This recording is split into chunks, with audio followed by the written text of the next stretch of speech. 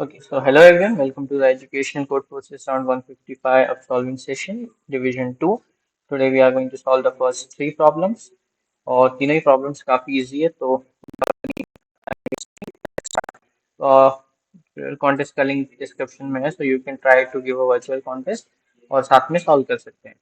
So whatever may be, let's start with the first problem which is ring. Okay, so first problem क्या बोल रहा है कि okay, you can read the problem, take your time to read the problem and I will start with the explanation. 5 seconds. One, two, three, four, and 5. Okay. So the problems is saying कि यार athletes वगैरह कुछ तो दिया है उन्होंने. Well, that is not our concern as of now. Our concern is with the array only. तो हाँ, कुछ ऐसा है कि एक array है. अब ओके, एथलीट के पॉइंट ऑफ व्यू से ही देखते हैं इसको, थोड़ा सा ज्यादा समझ में आए. तो हाँ, ऐसा कुछ है कि हमारा एथलीट ये है, हमें क्या करना है, इसको जिताना है. तो हम क्या कर सकते हैं कि ये इतने किलो के डंबल्स उठा सकते हैं. It can lift a dumbbell of 7 kg and 4 times.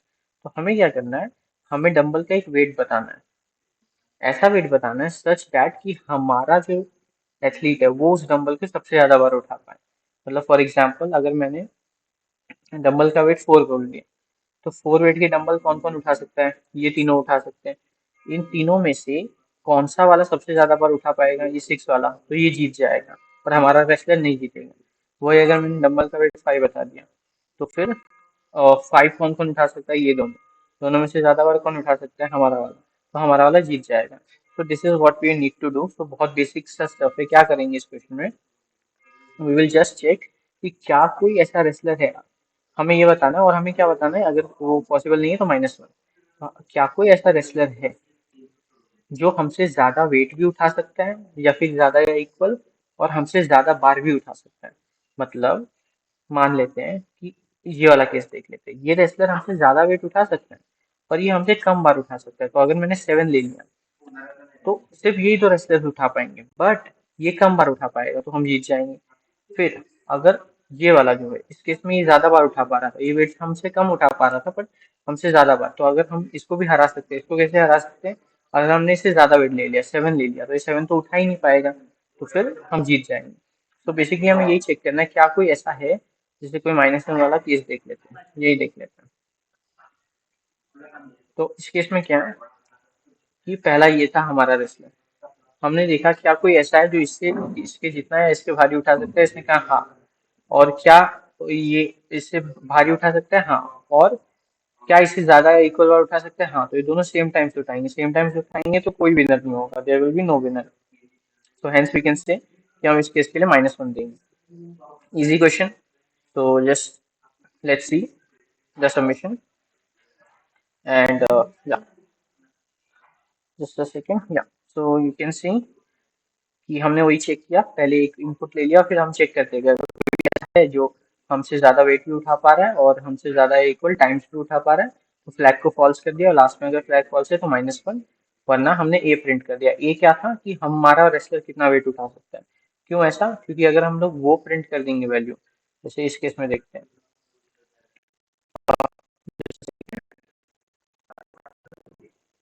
तो ओके, इस वाली वैल्यू को हम देखेंगे तो डेफिनेटली 5 एक आंसर हो सकता था, बट 7 तो कंफर्म आंसर होगा, बिकॉज 7 से तो कोई ऐसी वैल्यू होगी ही नहीं. ज्यादा वाले अगर कोई होगा ज्यादा वाला तो वो ज्यादा उठाए तो हम वैसे भी -1 कर देंगे. 7 will be always an answer. तो इसके लिए हम लोग जितना मैक्सिमम वेट हम उठा पा रहे उतना हम लोग ले ले रहे हैं. So this was a pretty straightforward problem. Now moving to the next one which is chips on the board. ये भी काफी इजी प्रॉब्लम है. इसमें क्या बोला है कि okay let's you just take some time to read the problem. I will give you 5 seconds. 1 2 3 4 5. I hope you would have stop the video और प्रॉब्लम रीड कर लिया होगा. इसमें क्या बोला है, एक ग्रिड दिया है. So let's make a grid. Let's put it here. Let's put it here. Let's put that here. Let's make a grid. Let's make a grid. And grid कुछ ऐसा है. अब क्या बोला है कि हमें ना चिप्स प्लेस करना है. अब एक हमें चिप्स प्लेस करने हैं। चिप्स प्लेस करने मतलब क्या, हमें एक चिप यहाँ प्लेस करनी है, एक चिप यहाँ पे, एक चिप यहाँ पे, मतलब हमें क्या करना है, चिप्स ऐसे प्लेस करने हैं सच दैट मैं जब यहाँ पे हूँ इस पोजीशन के लिए चेक कर रहा हूँ तो या तो इसके रो में एक चिप होनी चाहिए या तो इसके कॉलम में एक चिप होनी चाहिए। मतलब हर सेल के लिए कुछ देखो, मान लो यहाँ रख दिया मैंने, यहाँ रख दिया और यहाँ रख दिया। अब क्या ये सेल के लिए सेटिस्फाई हो रही है? हाँ, क्योंकि इसके रो में भी और कॉलम में भी। क्या ये सेल के लिए सेटिस्फाई हो रही है? हाँ, क्योंकि इसके कॉलम में। क्या इस रो के लिए सेटिस्फाई हो रही है? हाँ, क्योंकि इसके रो में। क्या इस रो के लिए सेटिस्फाई हो रही है? हाँ, क्योंकि ये तो खुद यहीं पे है। क्या इस रो के लिए सेटिस्फाई हो रही है? हाँ, इसके रो में भी कॉलम में भी। क्या इस रो के लिए सेटिस्फाई हो रही है? हाँ, इसके रो में, सॉरी कॉलम में। सिमिलरली इसके लिए भी सेटिस्फाई हो रही है, इसके लिए भी। तो ऐसे ही करके हमें क्या करना है, बेसिकली हमें चिप्स प्लेस करनी है सच दैट हर सेल में वो कंडीशन सेटिस्फाई होनी चाहिए कि उसके रो में है या तो कॉलम में है। तो इसको ना करने का, और अच्छा ये करते टाइम हमें फिल कैसे करना है, हम जहां भी चिप रखेंगे ना, हमें दो एरे दिए हुए हैं, एक एरे रो का एक कॉलम का है। तो रो का एरे 1 4 1, ओके, रो मतलब ऐसे हो गया, सॉरी, रो का एरे 1 4 1 3 2 2। तो हमें क्या बोला है कि अगर हमें यहाँ प्लेस करना है तो इसके सामने क्या है 1 और इसके सामने क्या है 3, तो टोटल यहाँ पे सम कितना आएगा 4। यहाँ क्या है 2, यहाँ क्या है 1, तो यहाँ कितना आएगा 3। यहाँ कितना है 1, यहाँ कितना है 2, तो यहाँ कितना आएगा 3। मतलब बेसिकली हमें कितना कॉस्ट लगेगा वो किसके इक्वल होगा, उसके row of I plus column of J के, row of I plus column of J के। ऐसे करके हमें मिनिमम कॉस्ट में वो कंडीशन सेटिस्फाई करनी है कि सारे सेल के लिए उसके रो में या कॉलम में होना चाहिए। अब मुझे एक बात जरा सोच के बताओ, क्या हमें यही नहीं करना है कि तीनों रो में एक एलिमेंट्स डालने हैं, या तो तीनों कॉलम्स में एक एलिमेंट डालने हैं? Is anything else possible? You might say कि सर ऐसा कुछ कर सकते हैं, एक यहाँ एक यहाँ एक यहाँ, सॉरी, एक यहाँ एक यहाँ और एक यहाँ, ऐसा कुछ।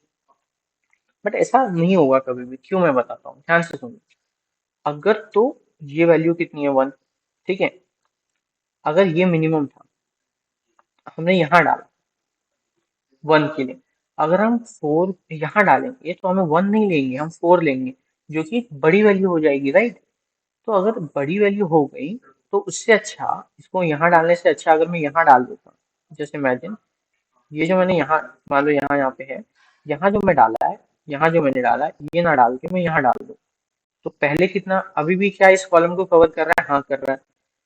What is the score of it, what is the score of it, cost of it, cost यहाँ पे 3 थी, यहाँ पे 6 थी, ऑब्वियसली ये कॉस्ट ज्यादा था तो ये नहीं लेंगे, हम कौन सी कॉस्ट लेंगे, कम वाली। तो हमें हमेशा क्या करना है, हमें मिनिमम वैल्यू फाइंड करनी है और उसी रो को भरना है।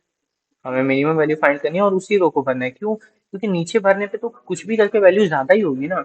अब ये वाला जो केस है इसमें देखो, उसने मिनिमम वैल्यू में ही भरा है और उसने एक यहाँ भर दिया क्योंकि ये भी सेम वैल्यू है, ये भी मिनिमम है, तो यहाँ भरो या यहाँ भरो फर्क नहीं पड़ता।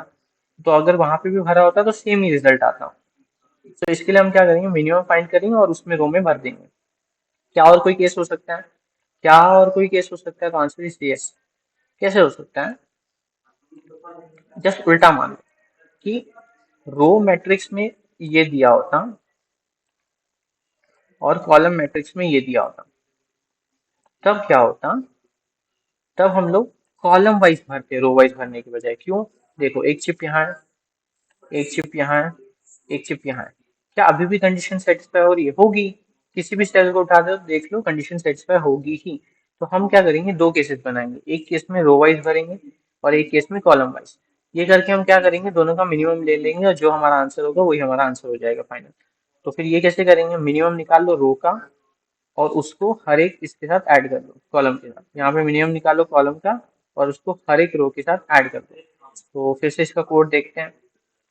मैंने पहले बहुत कॉम्प्लेक्स कोड लिखा था कॉन्टेस्ट के टाइम पे, बट कॉन्टेस्ट के बाद मैंने थोड़ा उसको इम्प्रूवाइज किया, थोड़ा नहीं बहुत ज़्यादा, मतलब यू कैन चेक आउट, मैं अपनी प्रीवियस कोड की भी डिस्क्रिप्शन में लिंक दे दूंगा, तो यू कैन चेक। बट अभी यहाँ पे हमने क्या किया, बेसिकली सॉर्ट कर दिया और सबसे छोटे वाले एलिमेंट के साथ कॉलम का सबका ले लिया और वैसे ही फिर सबसे छोटे वाले एलिमेंट के साथ रो का सबका ले लिया और दोनों का मिनिमम निकाल लिया। तो या प्रिटी सिंपल स्टफ। अगर कोड नहीं दिख रहा होगा, स्टिल सबमिशन लिंक तो है डिस्क्रिप्शन में, बट या यहाँ पे बहुत क्लियर है, सबसे छोटा रो की वैल्यू और उसके बाद सारे कॉलम्स की वैल्यू, और सबसे छोटा कॉलम की वैल्यू उसके साथ सारी रो की वैल्यू, और दोनों का मिनिमम ले लिया. So yeah as simple as it is. Let's move to the third problem, which is again a pretty simple one. So what is the third problem? Make it alternative.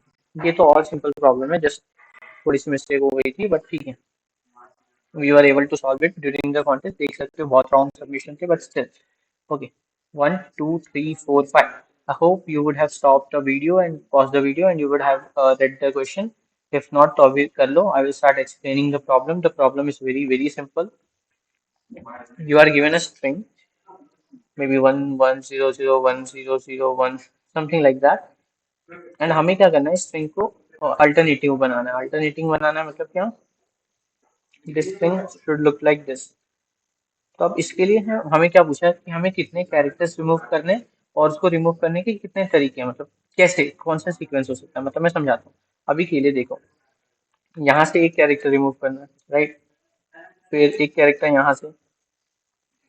तो क्या मैं बोल सकता हूँ, इंडेक्सिंग दे देते हैं इसको, 1 2 3 4 5 6 7 8. तो मैं बोल सकता हूँ कि मुझे 2 या 3 में से एक कैरेक्टर रिमूव करना है, ठीक है. और मैं बोल सकता हूँ मुझे 6 और 7 में से एक कैरेक्टर रिमूव करना है, ठीक है. अब जरा ध्यान से सुनना, अब जरा गौर से सुनना. ओके. अगर ऐसा है तो क्या मैं बोल सकता हूँ, मुझे दो कैरेक्टर्स रिमूव करने हैं. वो दो कैरेक्टर कौन से हो सकते हैं, 2 6, या तो 2 7, या तो 3 6, या तो 3 7. 2 और 3 हो सकता है क्या, नहीं, क्योंकि 2 और 3 रिमूव करेंगे तो क्या होगा, ये कंसेक्यूटिव जीरोस दोनों रिमूव हो जाएंगे, जिसका कोई फायदा नहीं. हमें कंसेक्यूटिव जीरोस नहीं, हमें अल्टरनेट जीरोस रिमूव करना है. तो ये रिमूव किया तो फिर अब 1 आना चाहिए, क्योंकि आ रहा है अगर एक ही रिमूव करेंगे तो. टोटल 4 वेज है. तो ये जो टोटल 4 वेज हमने निकाले, ठीक है, कोई प्रॉब्लम नहीं, 4 वेज हमने निकाल लिए. अब क्या पॉइंट आता है, ठीक है, ये सही है. क्या कोई और तरीका है, तो इसका आंसर है कि हाँ, इसका और भी तरीका है. क्या तरीका है, ध्यान से देखना. क्या मैं 6 2 भी रिमूव कर सकता हूँ, क्या मैं 6 3 भी रिमूव कर सकता हूँ, क्या मैं 6 7 भी रिमूव, सॉरी, 7 2 भी रिमूव कर सकता हूँ, क्या मैं 7 3 भी रिमूव कर सकता हूँ. समझ में आया मैं क्या बोल रहा हूँ. We can remove this many. तो ये हमने कैसे किया, ये सारे हमने अभी मैनुअली चेक किया है, ठीक है. बट मुझे बताओ, यहाँ पे क्या करना था, हमें 2 और 3 में से एक कैरेक्टर रिमूव करना था. मतलब out of 2 characters you have to remove 1 character, you have to choose 1 character to remove. After 2 character you have to choose 1 character to remove, right. तो क्या ये मैं 2C1 से निकालता हूँ, विच इज इक्वल टू 2. फिर से सेम, क्या मैं ये भी 2C1 से निकालता हूँ, which is equal to 2, right. तो 2 × 2 4, तो हमें पहले ही मिल रहा था 4. उसके बाद जो और 4 आए वो कहाँ से आए वो समझते हैं. देखो, ये तो हो गया. अब क्या, अब हम क्या बोलेंगे, ये तो ठीक है, पर अब जो दो कैरेक्टर्स है आपके पास, अब जो दो कैरेक्टर्स है आपके पास, क्या उन दोनों को आपस में, ओके, पहले ये समझ में आया कि ये 2C1 कैसे आया. अगर मैं एग्जांपल के तौर पे ले लूं, let's remove all the stuff as of now. थोड़ा सा स्पेस देते हैं अपने आप को. लेट्स टेक, यहाँ पे 3 0 होते हैं. तो हमें क्या करना था, हमें 2 0 रिमूव करना था. सिंस हमें 2 0 रिमूव करना था, तो हम क्या करते, ये तीनों में से भी 2 0 रिमूव करना है. ये बेसिक मैथ्स है कि 3 में से 2 सेलेक्ट करना है, तो ऐसे ही सेलेक्ट करते हैं, विच इज इक्वल टू 3. फिर यहाँ पे 2C1 करते हैं, क्योंकि दो में से एक 1 रिमूव करना है. तो 2C1 इक्वल टू 2. तो टोटल नंबर ऑफ वेज कितने हो जाते हैं, 6. सही है. पर अभी एक चीज बच क्या रहा है पता है. अभी तो आप क्या बोल रहे थे कि 2 3 इनको रिमूव करना था, और यहाँ से 7 या 8 में से मान लो 7 को. पर क्या ये उल्टा भी तो हो सकता है ना, कि 7 2 3 भी तो हो सकता है. मतलब ऐसा भी तो मैं कर सकता हूँ कि इस वाले को पहले रिमूव करूँ और इस वाले को बाद में. अब आप बोलोगे परमिटेशन लगा सकते हैं, तो परमिटेशन भी नहीं बोल रहा हूँ मैं एग्जैक्टली. परमिटेशन से क्या होगा, ये दोनों आपस में अलग अलग होंगे ना. जब मैं इसका परमिटेशन निकालूंगा तो मुझे क्या करना है, इसका तो निकालना ही है, साथ में इसके साथ भी अलग हो सकते हैं. मैं अगर कंफ्यूजिंग हो रहा है क्या बोलना चाह रहा हूँ मैं, तो बेसिकली ऐसा समझो कि 3 4 सीक्वेंसेस हो सकते हैं, पर वो 3 चारों सीक्वेंस में से कौन सा सीक्वेंस पहले आएगा ये तो फिक्स नहीं है. कोई भी सीक्वेंस पहले आ सकता है. तो उस चीज को हमने करने के लिए क्या करना पड़ेगा, हमें परम्यूटेशन करना पड़ेगा। पर परम्यूटेशन हम डायरेक्टली पहले क्यों नहीं निकाल रहे, पहले हम कॉम्बिनेशन क्यों निकाल रहे, पहले जो परम्यूटेशन निकालेंगे वो सिर्फ ये तीन एलिमेंट्स के लिए होगा, बट हमें सिर्फ ये तीन एलिमेंट्स का परम्यूटेशन नहीं देखना, पहले ये तीन वाले का देखना है, फिर ये दो वाले का देखना है, फिर आगे अगर ऐसा कुछ और रहेगा तो उसका भी देखना पड़ेगा। तो जितने ऐसे सीक्वेंसेस रहेंगे सबका देखना है। इसके लिए हमें परम्यूटेशन क्या करना पड़ेगा, लास्ट में लेना पड़ेगा। तो हम परम्यूटेशन कैसे लेंगे, वो हम लोग कितने सीक्वेंसेस है उसके फैक्टोरियल से मल्टीप्लाई कर सकते हैं ना, हम कॉम्बिनेशन कैसे निकालते हैं या फैक्टोरियल कैसे देते हैं। तो ये सब चीजें मतलब बेसिक है, ये यू शुड नो, मैं इसको कोड में दिखा दूंगा, फैक्टोरियल निकालना, कॉम्बिनेशन निकालना। बट अभी के लिए आई होप समझ में आ रहा होगा। हम क्या करेंगे, कंटिन्यूस काउंट करेंगे कितने कंटिन्यूस हैं, और उतने सी उसके एक -1 उसका हम लोग सी ले लेंगे और आंसर में मल्टीप्लाई कर देंगे। फिर ऐसे हम करते करते सारे स्ट्रिंग के एंड तक जाते जाते मल्टीप्लाई कर देंगे। और लास्ट में क्या करेंगे, वो जो सीक्वेंसेस बन रही थी ना, वो जितने सीक्वेंसेस बन रही थी उनके भी परम्यूटेशन को ऐड कर देंगे, सॉरी मल्टीप्लाई कर देंगे। क्यों, क्योंकि उनको भी हम रीअरेंज कर सकते हैं, तो उनको भी रीअरेंज करने की प्रोबेबिलिटी को हम मल्टीप्लाई कर देंगे। अगर ये नहीं समझ में आया, मतलब बेसिक सा क्वेश्चन है, बहुत सिंपल मुझे तो लगता है कि हाँ, कंटिन्यूअस जो मिल रहे हैं सीक्वेंस, उसमें से मान लो तीन मिल रहा है तो तीन में से मुझे दो रिमूव करना है, तो तीन में से दो रिमूव करने के लिए 3C2। फिर यहाँ पे दो मिल रहा है तो दो में से एक रिमूव करने के लिए 2C1।